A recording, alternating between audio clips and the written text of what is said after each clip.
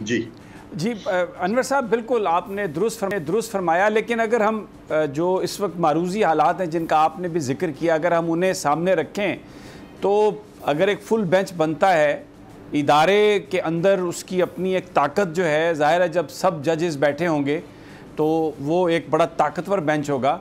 और हुकूमत ने जिस तरह माजी में जो अदालती फ़ैसले हैं उनको हवा में उड़ा दिया है, तो ये जो फ़ैसला आएगा इसको हुकूमत जो है वो शायद जुर्रत नहीं करेगी इसके साथ वो खिलवाड़ करने की।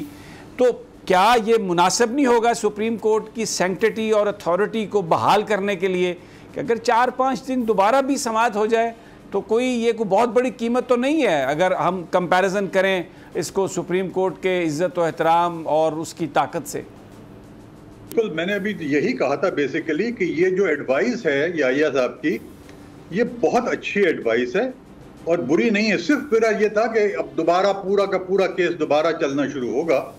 खैर, एक लिहाज से अच्छा भी है कि दोबारा चल जाए। शायद जो अभी तक आर्गूमेंट्स हुए हैं दोनों साइड के, उन दोनों को एब्जॉर्ब करने में भी आसानी होगी।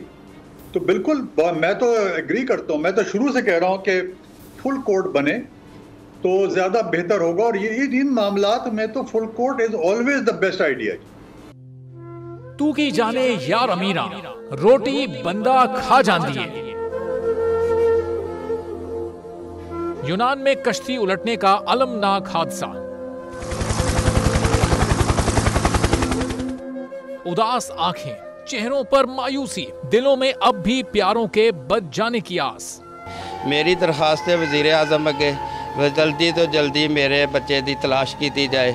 गम की इस घड़ी में बोल रहा अपनों के साथ, सहाफती फराइज को निभाते हुए पहुंचाई हर खबर अवाम तक। और यूनान में मुहाजिरीन के जहाज को हादसे के बाद अब रेस्क्यू ऑपरेशन खत्म हो चुका है।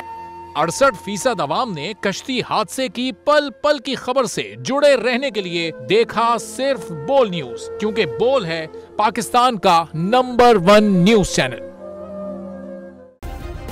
सब्सक्राइब करें और बेल दबाएं ताकि कोई खबर रह न जाए।